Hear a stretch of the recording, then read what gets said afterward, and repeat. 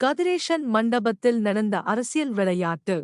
Maithripala Sirisena, Ranil Wickremesinghe, Chandrika Bandaranaike, Karu Jayasuriya, Tissa Attanayake, Wajira Abeywardena, Sunil ஹந்துன்னத்தி, Dallas Alahapperuma, Dilip Jayaweera, Ranjith Maddumabandara, Kabir Hashim, Digambaram, Radhakrishnan, Thondaman, Sujith Sanjaya, Alawathuwala, Kavinda, Rajakaruna மற்றும் பலர் உட்பட அனைத்து கட்சி மற்றும் எதிர்க்கட்சி அரசியல்வாதிகளும் ஒன்று கூடிய நிகழ்வொன்று அண்மையில் கொழும்பு கொள்ளுப்பிட்டி கதிரேஷன் மண்டபத்தில் நடந்தது. அது பாராளுமன்ற உறுப்பினர் மனோ கணேசனின் மகன் திருமண விழா.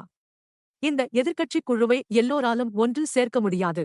ஆனால் நீங்கள் அதை இங்கே செய்து காட்டினீர்கள். அரசியல் களத்திலும் உங்கள் திறமையை காட்டுங்கள் என்று புன்னகையுடன் மனோவிடம் கூறினார் ரணில். தான் பாராளுமன்றத்திற்கு வரப்போவதில்லை என்றும் ஃபெராரி ஓட்டியவர்கள் எல்போர்ட் வாகனங்களை ஓட்ட மாட்டார்கள் என்றும் ரணில் கூறினார். இப்போது நீங்கள் ஒன்று சேர்ந்து உள்ளூராட்சி மன்ற தேர்தலில் ஏதாவது செய்யுங்கள். எதிர்க்கட்சிகள் ஒன்றுபட்டால் வெற்றி பெற நல்ல வாய்ப்பு உள்ளது. நாம் பிரிந்தால் தோற்றுவிடுவோம் என்று அனைவரும் கேட்கும்படி ரணில் கூறினார். அமைச்சர் டல்லஸிடம் மாத்தறை தொடர்பாக ஒரு திட்டம் உள்ளது. அது நல்ல திட்டம். திஸ்ஸ அத்தநாயக்கவாலும் பெரிய அளவில் ஏதாவது செய்ய முடியும். இளம் படைகளை திரட்டுங்கள்.